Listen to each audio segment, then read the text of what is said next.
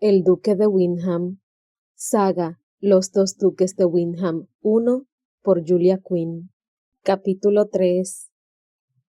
A 5 millas de distancia, en una pequeña posada, había un hombre sentado solo en su habitación con una botella de caro coñac francés, una copa vacía, una pequeña maleta con ropa y el anillo de una mujer.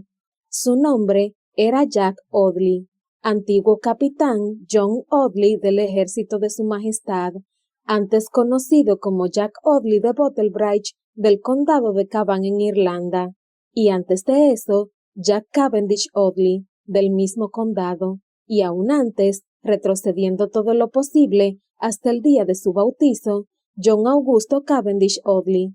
El retrato en miniatura no le había dicho nada, casi no lo había visto en la oscuridad de la noche, y en todo caso, aún no existía el artista que fuera capaz de captar la esencia de un hombre en una pintura tan pequeña.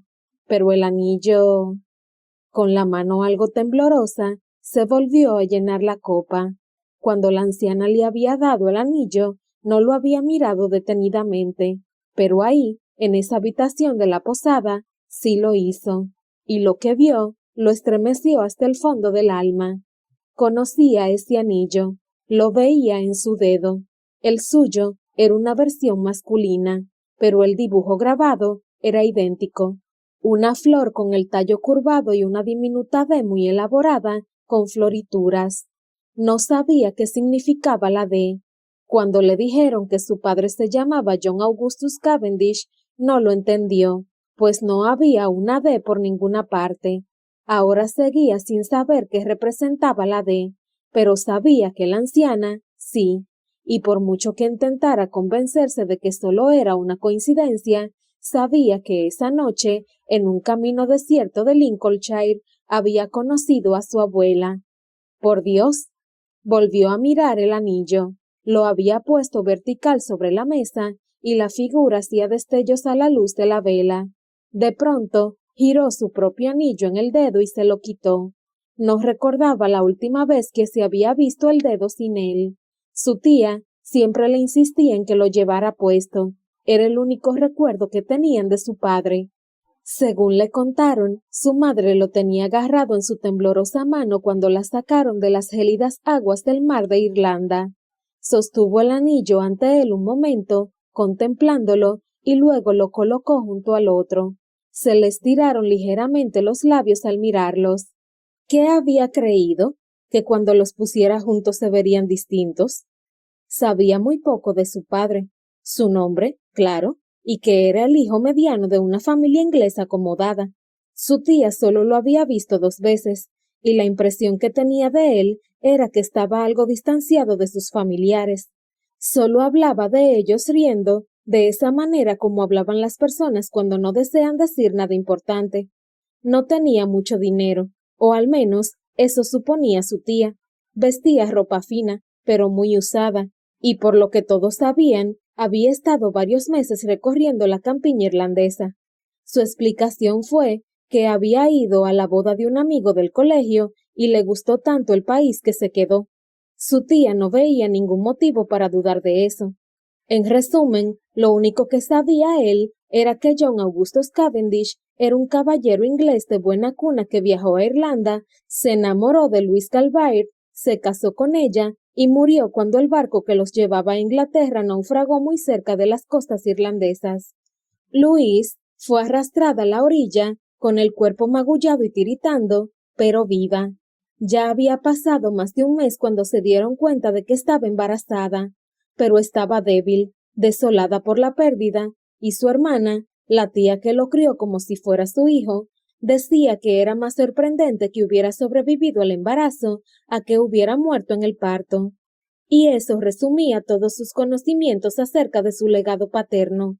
De vez en cuando pensaba en sus padres, con la curiosidad por saber quiénes eran y de cuál de los dos había heredado su sonrisa, pero nunca había deseado saber nada más.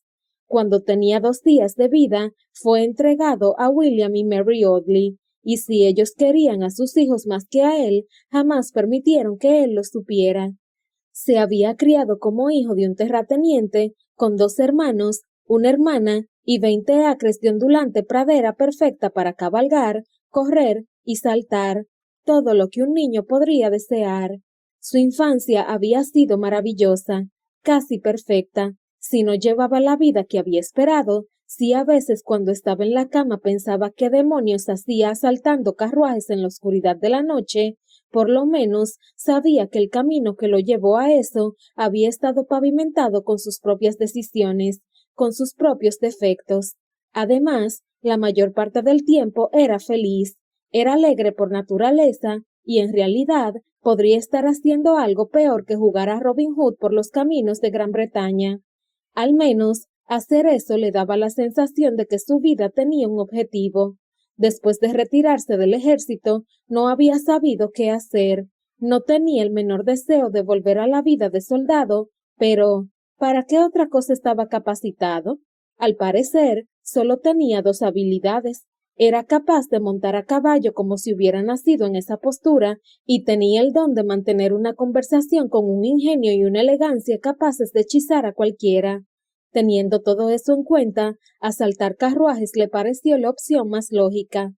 Su primer robo lo perpetró en Liverpool, cuando vio a un joven dandy darle un puntapié a un viejo soldado manco que tuvo la temeridad de mendigarle un penique. Animado por una pinta de cerveza bastante cargada, siguió al joven hasta un rincón oscuro, lo apuntó al corazón con una pistola y se alejó con su billetero. Entonces repartió su contenido entre los mendigos de Queensway, la mayoría de los cuales había luchado por el pueblo de Inglaterra y luego habían sido abandonados a su suerte. En realidad, repartió el 90% del contenido del billetero. Él también tenía que comer. Después de esto, le fue fácil dar el paso y robar en los caminos. Era mucho más elegante que la vida de un ladrón de a pie, y no se puede negar que es mucho más fácil alejarse a caballo. Y esa era su vida. Eso era lo que hacía. Si hubiera vuelto a Irlanda, probablemente se habría casado con una mujer y dormiría cada noche con ella, en una cama, en una casa. Su vida estaría en el condado de Cavan, y su mundo sería un lugar muchísimo más pequeño que el que tenía ahora. Su alma era nómada, por eso no había vuelto a Irlanda. Se echó un poco de coñac en la copa. Había 100 motivos para no volver a Irlanda, o 50 por lo menos. Bebió un trago, luego otro, y continuó bebiendo hasta que estuvo tan borracho que no pudo continuar mintiéndose. Había un solo motivo para no volver a Irlanda, un motivo y 4 personas a las que creía que no podría volver a mirar a la cara. Se levantó y fue a asomarse a la ventana. No era mucho lo que se veía, un pequeño establo para los caballos y un frondoso árbol al otro lado del camino. La luz de la luna hacía el aire translúcido, reluciente, espeso, como si un hombre pudiera dar un paso afuera y perderse. Sonrió con tristeza. Era tentador, siempre lo era. Sabía dónde estaba el castillo Belgrave. Llevaba una semana en la comarca.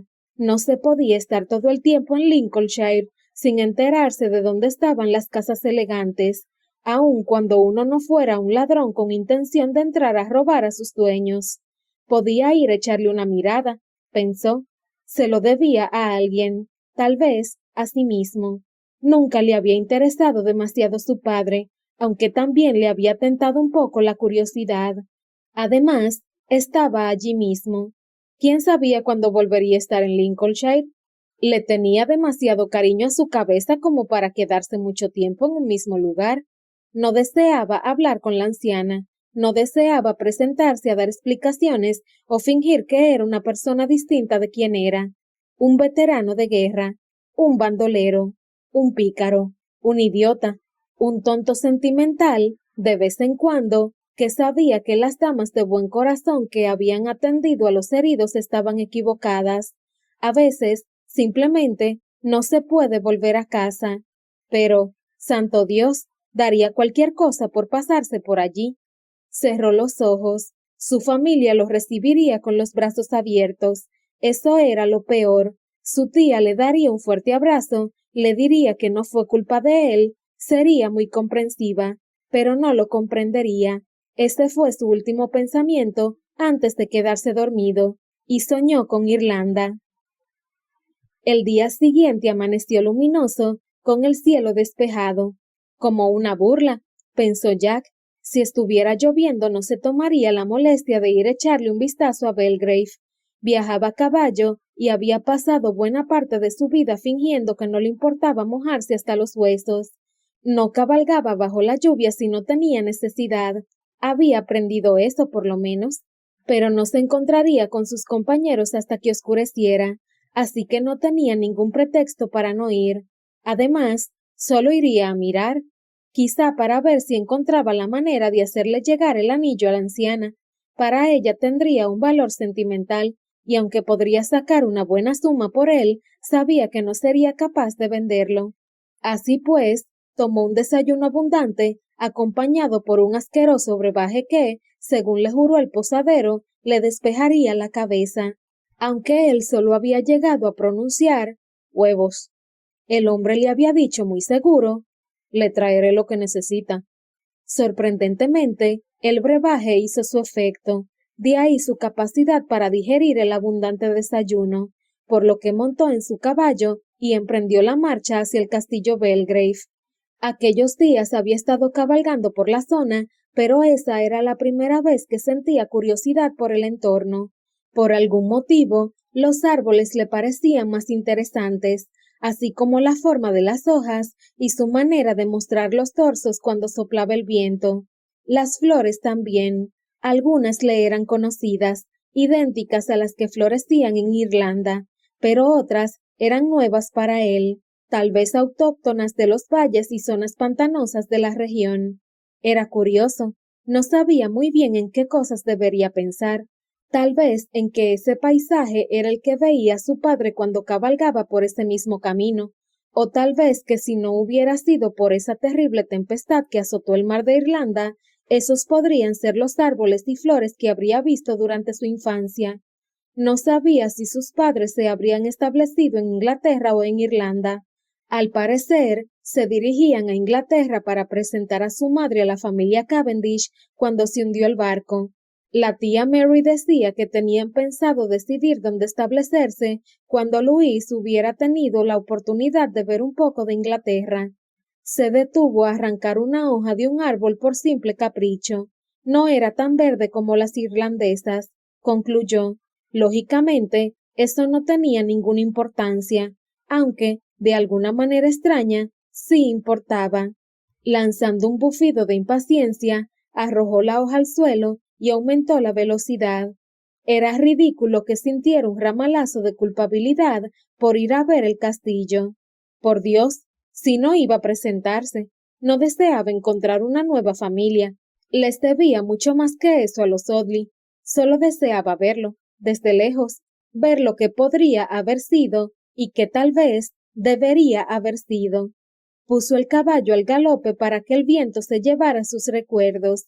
La velocidad lo limpiaba, casi lo perdonaba, y de pronto se encontró al comienzo del camino de entrada de la propiedad. Lo único que pudo pensar entonces fue, por Dios. Grace estaba agotada. Esa noche había dormido, aunque no demasiado, ni bien, y aunque la duquesa decidió pasar la mañana en la cama, a ella no le estuvo permitido ese lujo. La viuda era muy exigente, ya estuviera en posición vertical, horizontal u oblicua, si alguna vez lograba descubrir cómo sostenerse en ella, y si bien no paraba de dar vueltas en la cama, sin molestarse siquiera en levantar la cabeza de la almohada, siguió arreglándoselas para llamarla 6 veces. A primera hora.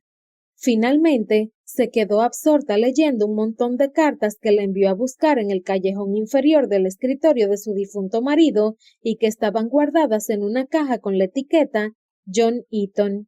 Salvada por las cartas de un colegial, ¿quién se lo habría imaginado?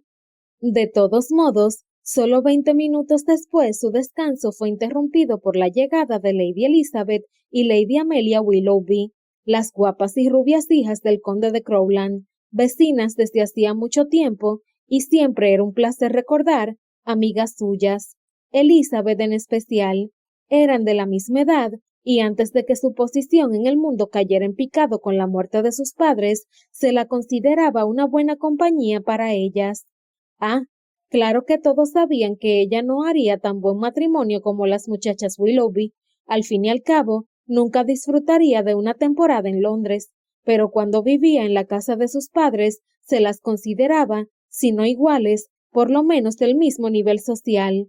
La gente no etiquetaba demasiado en los eventos sociales y los bailes, y cuando estaban solas, jamás se fijaban en sus respectivos rangos. Amelia era la hermana menor de Elizabeth, solo se llevaban un año, pero cuando eran niñas, la diferencia de edad les parecía enorme, así que no la conocía tan bien. Aunque eso cambiaría pronto, suponía.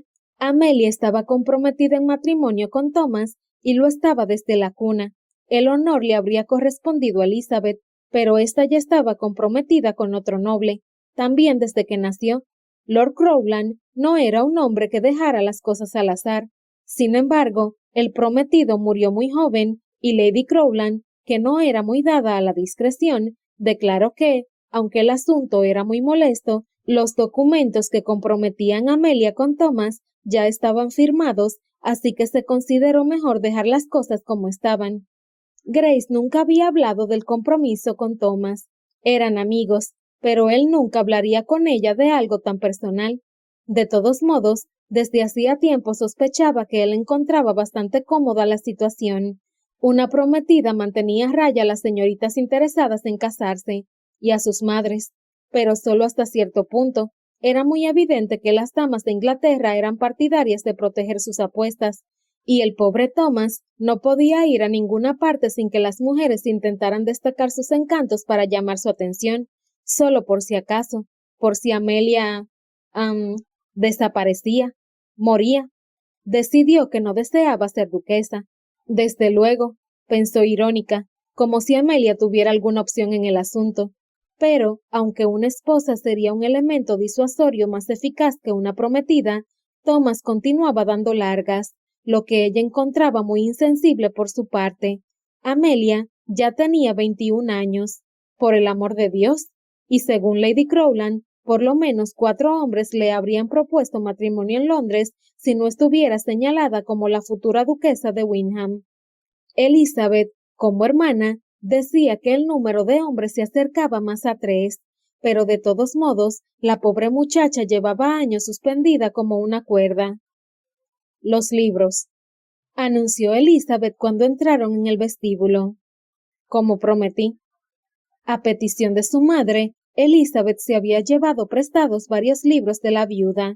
En realidad, Lady Crowland no leía libros, leía muy poco aparte de las páginas de cotilleos de los diarios, pero devolverlos era un buen pretexto para visitar Belgrave, y siempre estaba a favor de cualquier cosa que acercara a Amelia a Thomas.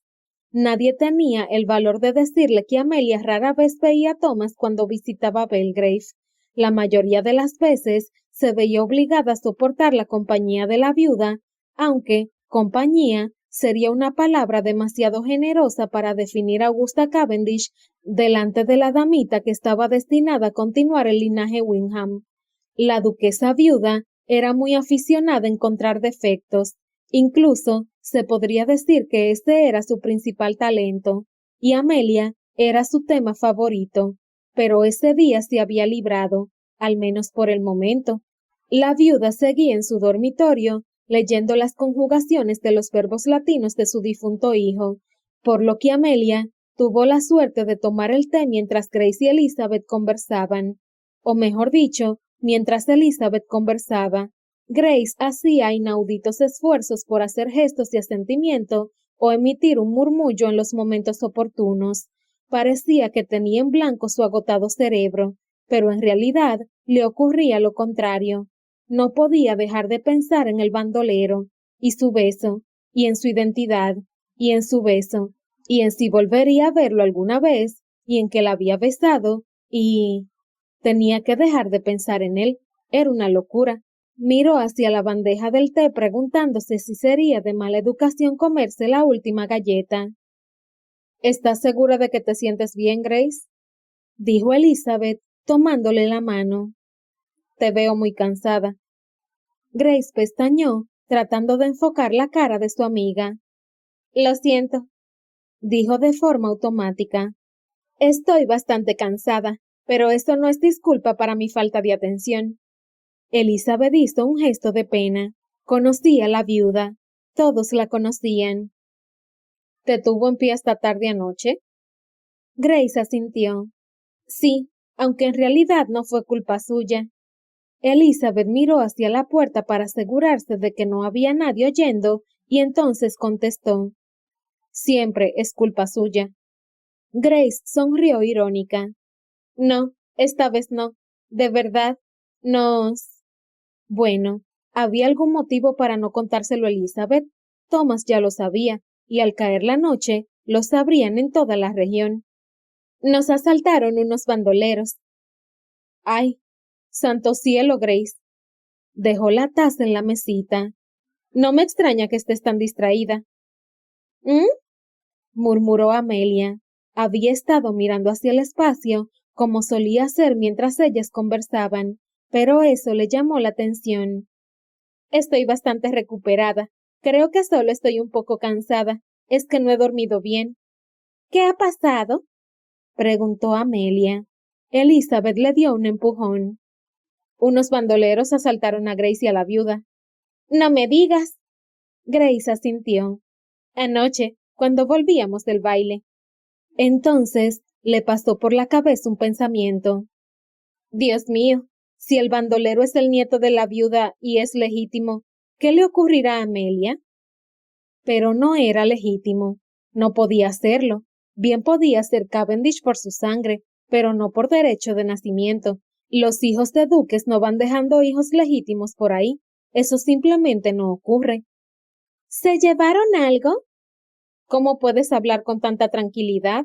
La apuntaron con una pistola, ¿verdad? Grace volvió a ver la pistola en la mente, el frío del cañón, la seductora mirada del bandolero. No le habría disparado, eso ya lo sabía. De todos modos, contestó. Sí. ¿Tuviste miedo? Preguntó Elizabeth en un resuello. Yo me habría muerto de miedo, me habría desmayado. Yo no me habría desmayado. Bueno, tú no, claro, repuso Elizabeth irritada. Ni siquiera te ha sorprendido cuando Grace nos lo ha contado. La verdad es que lo encuentro bastante emocionante, dijo Amelia, mirando a Grace con mucho interés. ¿Lo fue? Y Grace, santo cielo, sintió el rubor en la cara. Amelia se inclinó hacia ella con los ojos brillantes. ¿Era guapo entonces? Elizabeth miró a su hermana como si se hubiera vuelto loca. ¿Quién? El bandolero, claro. Grace tartamudeó algo y se llevó a la taza de té a los labios fingiendo beber. Lo era, dijo Amelia triunfante. Llevaba un antifaz, señaló Grace. Pero de todos modos viste que era guapo. No. Pues entonces su acento era muy romántico. ¿Francés? ¿Italiano? ¿Español? Te has vuelto loca. No hablaba con acento, replicó Grace. Entonces recordó esa entonación cantarina, esa traviesa elevación de la voz que no lograba localizar. Bueno, no con mucho acento. Escocés tal vez, irlandés, no sabría decirlo. Amelia se apoyó en el respaldo suspirando feliz. Un bandolero. ¡Qué romántico! Amelia Willoughby. A Grace la asaltan a punta de pistola y lo encuentras romántico. Amelia abrió la boca para contestar, pero justo entonces se oyeron pasos en el pasillo. ¿La viuda? Susurró Elizabeth con una expresión que decía que le gustaría mucho estar equivocada. No creo. Cuando bajé seguí en la cama. Está algo... alterada. Me lo imagino, comentó Elizabeth y entonces exclamó. ¿Se llevaron sus esmeraldas? Grace negó con la cabeza. Las escondimos debajo del cojín del asiento. Ah, qué ingenioso. ¿No te parece, Amelia? Sin esperar respuesta, miró a Grace y añadió. Fue idea tuya, ¿verdad? Grace abrió la boca para decir que habría entregado alegremente el collar, pero justo entonces pasó Thomas frente a la puerta abierta de la sala de estar. La conversación se detuvo. Elizabeth miró a Grace, Grace miró a Amelia, y ésta simplemente continuó mirando la puerta. Pasado un momento de silencio, Elizabeth soltó el aliento retenido y le dijo a Amelia: «Creo que no sabe que estamos aquí». «No me importa», declaró Amelia, y Grace la creyó. «Me gustaría saber a dónde iba», murmuró Grace, pero creyó que no la habían oído, pues las dos hermanas seguían mirando hacia la puerta para ver si él volvía. Entonces se oyeron gruñidos y luego un golpe. Grace se levantó, pensando si debería ir a investigar. «Maldita sea». Hizo un mal gesto y miró a sus amigas que también se habían levantado.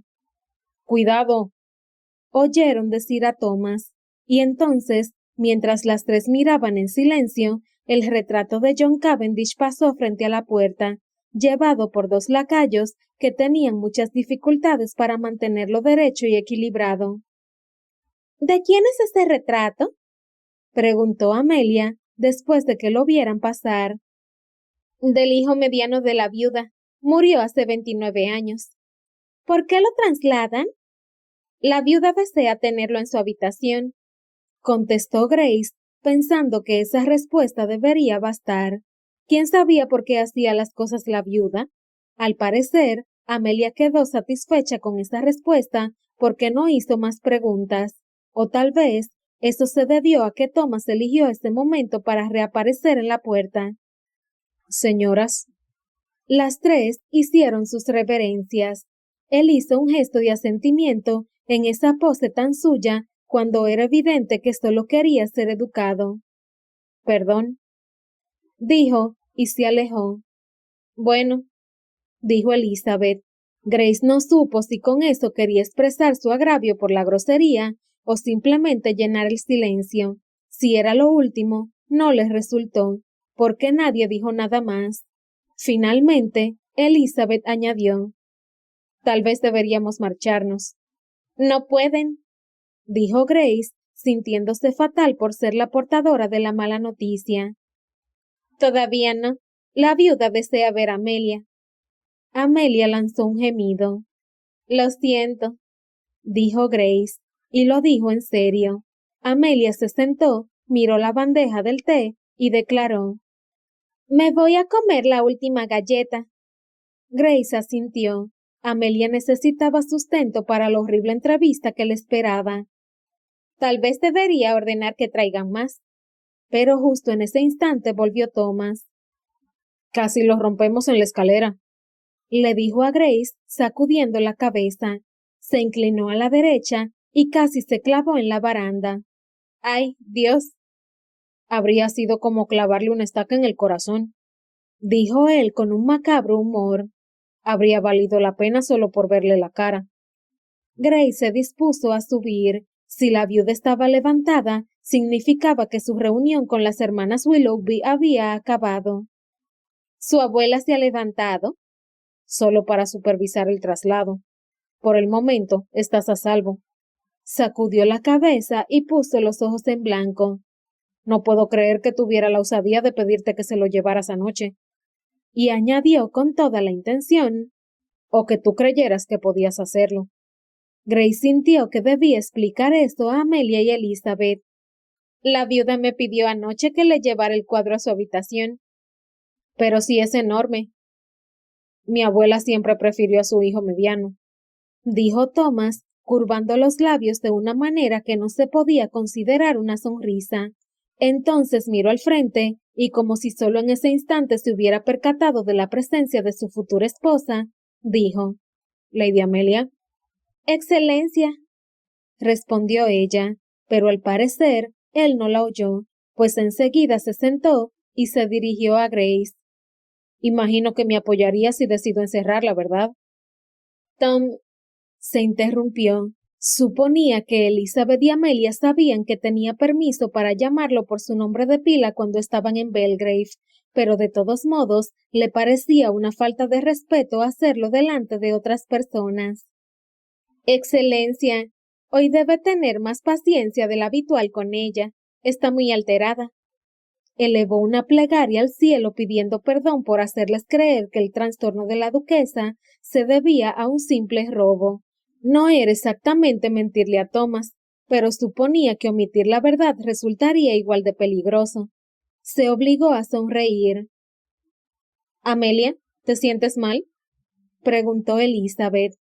Grace las miró y vio que Elizabeth observaba a su hermana con preocupación. Estoy bien, le espetó Amelia, lo cual bastó para demostrar que no lo estaba. Las hermanas discutieron un momento en voz tan baja que Grace no logró oír lo que decían, y entonces Amelia se levantó diciendo que necesitaba tomar aire. Thomas se levantó, lógicamente, y Grace también. Amelia pasó frente a ellos y cuando casi había llegado a la puerta, Grace comprendió que Thomas no tenía la intención de seguirla. Santo cielo, para ser un duque, tenía unos modales terribles. Le dio un codazo en las costillas.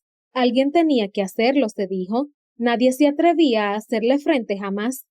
Thomas la miró enfadado, pero se dio cuenta de que tenía razón, porque se giró hacia Amelia, hizo un leve gesto de asentimiento y dijo: «Permíteme que te acompañe». Salieron. Grace volvió a sentarse y durante unos instantes reinó el silencio hasta que Elizabeth dijo resignada: «No hace muy buena pareja, ¿verdad?». Grace miró hacia la puerta, aunque ya hacía un rato que habían salido, y negó con la cabeza.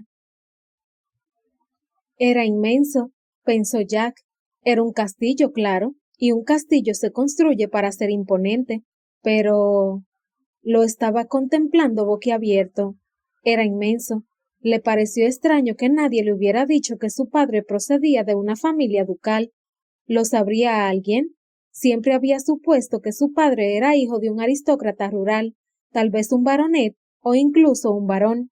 Le habían dicho que era hijo de John Cavendish, no de Lord John Cavendish, como deberían haberlo llamado. Y en cuanto a la anciana, esa mañana se dio cuenta de que ella no le había dicho su nombre, pero sin duda era la duquesa. Era demasiado altiva para ser una tía solterona o una parienta viuda. Por Dios, era nieto de un duque. ¿Cómo era posible? Continuó mirando el imponente edificio. Él no era un provinciano. Había viajado mucho cuando estaba en el ejército y había asistido al colegio con los hijos de las familias más importantes de Irlanda. La aristocracia no le era desconocida, no se sentía incómodo en ese ambiente, pero eso era inmenso. ¿Cuántas habitaciones tendría? Calculaba que más de 100. ¿Y de qué época? No parecía del todo medieval, a pesar de las almenas, pero sin duda era anterior a la era Tudor. Algo importante debió ocurrir ahí. No se hacen casas tan grandes sin que haya ocurrido algún acontecimiento histórico. ¿Un tratado tal vez? ¿Una visita de la realeza? Daba la impresión de ser el tipo de cosas que se mencionaban en la escuela y quizá por eso no lo sabía. Nunca había sido muy aplicado en los estudios. La vista del castillo había sido bastante engañosa mientras se acercaba. En esa parte había muchísimos árboles, y las torres y torreones aparecían y desaparecían entre el follaje. Solo cuando llegó al inicio del camino de entrada, pudo verlo en su totalidad, imponente e impresionante. La piedra era de color gris con un ligero matiz amarillo, y aunque los ángulos eran principalmente cuadrados, la fachada no tenía nada anodino en ella. Había numerosos salientes y entradas. No se trataba de una pared georgiana larga y lisa con ventanas.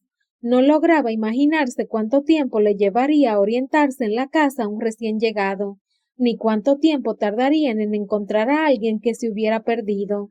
Y así continuó observando, tratando de hacerse una idea. ¿Cómo habría sido criarse allí? Su padre había crecido en esa casa, y por lo que decían de él, era un hombre bueno y simpático, aunque esa era la impresión de una sola persona, su tía Mary. Ella era la única que lo había conocido lo bastante bien como para poder contar un par de anécdotas sobre él. En cualquier caso, se le hacía difícil imaginarse a una familia viviendo allí. Su casa en Irlanda no era pequeña, pero aún así, no se podía caminar 10 minutos o dar 10 pasos sin encontrarse con alguien y entablar conversación, ya fuera un primo, un hermano, una tía o incluso un perro. Era un buen perro, Dios lo tenga en su gloria. Los Dudley se conocían entre ellos, y eso, en su opinión, era algo bueno y poco habitual. Pasados unos minutos, vio un revuelo en la puerta principal y aparecieron 3 mujeres. 2 de ellas eran rubias. A esa distancia no veía bien sus caras, pero por su forma de caminar y de moverse, pudo deducir que eran jóvenes y posiblemente guapas. Hacía tiempo que había notado que las muchachas bonitas solían moverse de un modo distinto a las feas, ya fueran o no conscientes de su belleza, pues mostraban cierta seguridad de la que carecían las menos agraciadas. Esbozó una media sonrisa satisfecha. Tal vez se le daba bien estudiar a las mujeres, y ese tema, intentaba convencerse con frecuencia, era tan válido como cualquier otro. Pero fue la tercera muchacha, la última que salió de la casa, quien lo dejó sin aliento, inmóvil y sin poder apartar la mirada de ella. Era la muchacha del carruaje de la noche anterior. Estaba seguro. Su pelo era del mismo color, brillante y moreno, y aunque no era un rasgo tan particular que no pudiera encontrar en cualquier otra mujer, sabía que era ella porque lo sabía, la recordaba su manera de caminar, de moverse, lo que sintió cuando la tenía apretada contra su cuerpo, recordaba el suave movimiento del aire entre ellos cuando se apartó. Le había caído bien. No eran frecuentes las oportunidades de que le cayeran bien o mal las personas a las que asaltaba en los caminos, pero encontró algo atractivo en el brillo de inteligencia de sus ojos cuando la anciana la empujó hacia él, dándole permiso para ponerle el cañón de la pistola en la cabeza. Eso no lo aprobó, lógicamente, pero de todos modos lo agradeció, porque tocarla, rodearla con el brazo, fue un placer inesperado. Y cuando la anciana volvió con el retrato en miniatura, pensó que era una lástima que no hubiera tenido tiempo de besarla como es debido. Se mantuvo inmóvil en su montura observándola. Ella avanzó por el camino de entrada, mirando atrás por encima del hombro, y entonces se acercó a las otras muchachas y les dijo algo. Una de las rubias se agarró de su brazo y la llevó a un lado. Eran amigas, comprendió, y se preguntó si la muchacha, su muchacha, como ya la consideraba, sería algo más que una dama de compañía. Una pariente pobre, tal vez. Era evidente que no era hija de la casa, pero tampoco se trataba de una criada. Ella, ¿cómo la llamaría? Deseaba saber su nombre. Se ató las cintas de la papalina y después apuntó hacia algo en la distancia. Él miró en esa dirección, pero eran tantos los árboles que bordeaban el largo camino de entrada que no vio lo que había captado su interés. Entonces ella se giró. Quedó de cara a él. ¿Lo vio? No ahogó ningún grito ni hizo gesto alguno, pero él supo que lo había visto por su forma de... tal vez simplemente por su manera de estar, porque no le veía la cara a esa distancia, pero lo supo. Sintió un extraño hormigueo de que ella también lo había reconocido. Eso era ridículo, porque estaba en el otro extremo del camino de la entrada y no llevaba su ropa de bandolero, pero tuvo la certeza de que ella sabía que estaba mirando al hombre que la besó. El momento, que apenas duró unos segundos, se alargó hasta la eternidad.